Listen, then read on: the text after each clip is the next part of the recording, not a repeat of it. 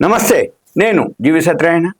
ఈ వీడియోలో ఎప్పుడైనా కానీ ఎవరైతే ఈ షేర్ మార్కెట్ వీడియోస్ వింటుంటారో మీరు ఏం చేయాలి అంటే, ఇప్పుడు మేము ఏదైతే చెప్తున్నానో అది జనరల్గా షేర్ మార్కెట్కు రిలేటెడ్ ఉంటుంది. ఆ షేర్ మార్కెట్ రిలేటెడ్లో ఏం జరుగుద్ది, ఏమవుతుంది అనేది ఏంటిది అంటే కరెంట్ అఫైర్స్ అనమాట. మెయిన్ కరెంట్ అఫైర్సే. మార్కెట్ పెరుగుతున్నా తగ్గుతున్నా మార్కెట్లో ఏ షేర్ ఎందుకు పెరుగుతుందో ఎందుకు తగ్గుతుందో తెలవాలి అంటే ఇప్పుడు ఉదాహరణకి కరెంట్ అఫైర్స్. ఒక కంపెనీకి ఏదన్నా గుర్తింపు కానీ, ఆర్డర్స్ కానీ, ఏదన్నా కంపెనీకి సంబంధించినటువంటి న్యూస్, రైట్సో, బోనసో, స్ప్లిట్టింగో, మెర్జరో ఏదైనా ఒక న్యూస్ వచ్చినప్పుడు కానీ మూమెంట్ ఉంటుంది. ఇప్పుడు నేను చెప్పబోయే న్యూస్ ఏంటిదంటే, క్యాబినెట్ ఎప్పటికప్పుడు ఏదో ఒకటి అప్రూవల్ చేస్తూ ఉంటుంటుంది. ఆ క్యాబినెట్ ఏదైతే అప్రూవల్ చేస్తుందో, ఏ రంగానికి అప్రూవల్ చేస్తుంది, ఎంత అమౌంట్ అప్రూవల్ చేస్తుంది, ఆ రంగంలో ఏ ఏ షేర్లకి ఎఫెక్ట్ ఉంటుంది మనం చూడాలి. ఇప్పుడు నేను చెప్పబోయేది ఏదైతే ఉందో, క్యాబినెట్ ఏదైతే ఈరోజు లేటెస్ట్‌గా అప్రూవల్ చేసింది ఏదైతే ఉందో అది విషయం. ఈ క్యాబినెట్ ఇవాళ 20,000 కోట్ల రూపాయలకి పెట్టుబడి పెట్టడానికి ఎన్‌టీపీసీ పునరుత్పాదక ఇంధన వనరులు అనమాట. NTPC national thermal power corporation, public sector unit, power sector, government organisation. ఇది పవర్‌గా సంబంధించినటువంటి ఏదైతే ఉందో దానిలో 20,000 కోట్లు పెట్టుబడి పెట్టడానికి పర్మిషన్ ఇవ్వడం జరిగింది.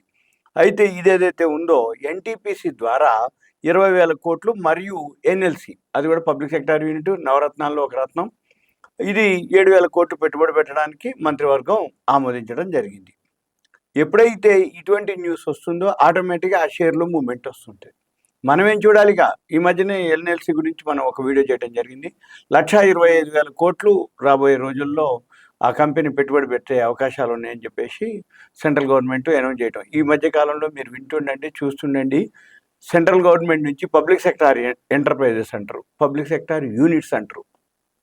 ఈ గవర్నమెంట్ డిస్ఇన్వెస్ట్మెంట్ ప్లాన్లో ఉన్నది. ఏవేవైతే డిస్ఇన్వెస్ట్మెంట్ అంటే, ఇన్వెస్ట్మెంట్ అంటే మనం పెట్టుబడి పెట్టడం, డిస్ఇన్వెస్ట్మెంట్ అంటే కంపెనీల యొక్క లాభాల్లో ఉన్నటువంటి కంపెనీల్లో వాటాలు తగ్గించుకొని ప్రభుత్వం మనకి షేర్లను అమ్మేదాన్ని డిస్ఇన్వెస్ట్మెంట్ అంటాం. ఈ డిస్ఇన్వెస్ట్మెంట్ ఏదైతే ఉందో అయితే ఏ ఏ రంగాల్లో ఏం జరుగుతుంది, ఆ సెక్టార్లు పెరగటం. ఇప్పుడు మనం డిస్కస్ చేసేది క్యాబినెట్ అప్రూవల్. రోజు ఒకటో 2 రోజులకు ఒకసారి ఏదో ఒక రంగంలో క్యాబినెట్ అప్రూవల్ చేయటం, బిల్లు పాస్ చేయటం, అమౌంట్ పాస్ చేయటం, అమౌంట్ ఎంత ఇష్యూ చేయటం, ఇవన్నీ మనం చూడాలి. ఇప్పుడు ఇవాళ కేంద్ర మంత్రివర్గం ఎన్టీపీసీ ద్వారా 20,000 కోట్లు, ఎన్ఎల్సి ద్వారా 7,000 కోట్లు. ఇది మధ్యాహ్నం అయితే ఎన్టీపీసీ గ్రీన్ ఎనర్జీ 2% పెరగటం ఈ న్యూస్ తోటి మనకంటే ముందు షేర్లో ఎఫెక్ట్ ఉంటుంది. క్యాబినెట్ అప్రూవల్ అయింది అనేది బ్రేకింగ్ న్యూస్. క్యాబినెట్ అప్రూవల్ అయింది, వెబ్సైట్లు అవన్నీ అప్డేట్ అవుతాయి. తర్వాత మార్కెట్ అవర్స్ అయిపోయినాక మనకు తెలుస్తుంది.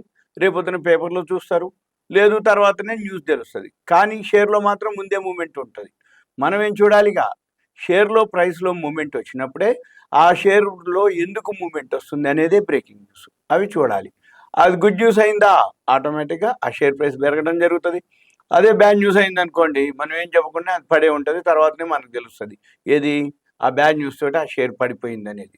ఓకే, ఇప్పుడు ఎన్టీపీసీ గ్రీన్ ఎనర్జీ ఏదైతే ఉందో, మన ఆర్థిక వ్యవహారాల క్యాబినెట్ ఏదైతే కమిటీ ఉందో ఎన్టీపీసీ గ్రీన్ ఎనర్జీలో పెట్టుబడులు పెట్టడానికి ఎన్టీపీసీ లిమిటెడ్కి ప్రతినిధి బృందానికి శాంక్షన్ చేయడం జరిగింది. ఎన్టీపీసీ గ్రీన్ ఎనర్జీ, ఎన్టీపీసీ అనుబంధ సంస్థలు అనమాట.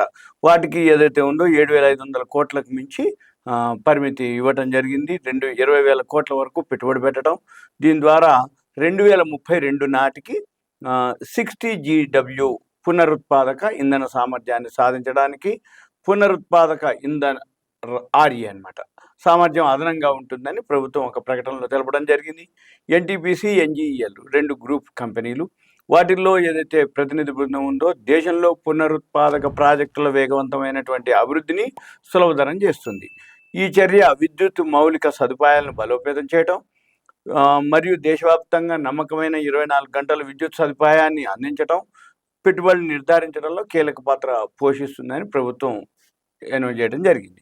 2030 నాటికి దేశంలో 500 GW శిలాజేతర ఇంధన సామర్థ్యాన్ని చేరుకోవాలని కేంద్ర ప్రభుత్వం లక్ష్యంగా పెట్టుకోవడం జరిగింది. ఈ కేంద్ర ప్రభుత్వ రంగ సంస్థలైనటువంటి ఎన్టీపీసీ 2032 నాటికి 60 GW పునరుత్పాదక ఇంధన సామర్థ్యాన్ని పెంచుకోవాలని లక్ష్యంగా పెట్టుకోవడం జరిగింది. ఇది దేశంపై ఏదైతే పేర్కొన్న లక్ష్యాన్ని సాధించడంలో సహాయపడుతుంది. 2070 నాటికి నికర సున్నా ఉద్గారాలను కలిగి ఉండాలని పెద్ద లక్ష్యం వైపు ప్రయాణిస్తుందని ప్రభుత్వం తెలపడం జరిగింది.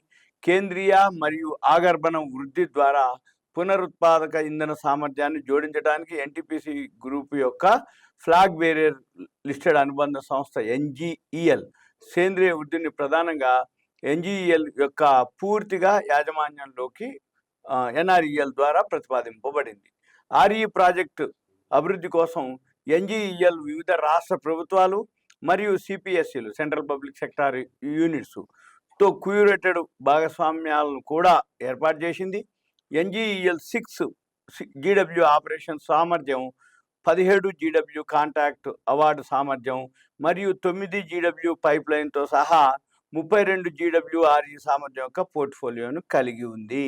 ఇక నేను అనేది ఏంటిది, ఇప్పుడు ఇది విషయం ఎప్పుడైనా కానీ మీరు ఏం చేయాలి, ఏదైతే క్యాబినెట్ అప్రూవల్ అయితే కొంచెం మీరు ఇవన్నీ ఇంగ్లీష్లో ఉంటాయి, మీరేం చేయాలి దాన్ని ట్రాన్స్లేట్ చేసుకుంటే ఇప్పుడు అన్ని భాషల్లోకి వస్తుంది. ట్రాన్స్లేట్ అని అంటే మనం అది చదువుకొని అది ఏ సెక్టార్కి అంటే పవర్ సెక్టార్, దే కంపెనీకి ఎన్టీపీసీ గ్రీన్ ఎనర్జీ, మళ్ళీ ఎన్ఎల్సీ ఇండియా ఏవైతే ఉన్నాయో అవి బెనిఫిట్ పొందుతాయి. మనం ఏం చేయాలిగా అవి ప్రాఫిట్ అండ్ లాస్ చూడాలి, ఫండమెంటల్ చూడాలి, టెక్నికల్ చూడాలి, గ్రాఫ్లు చూడాలి.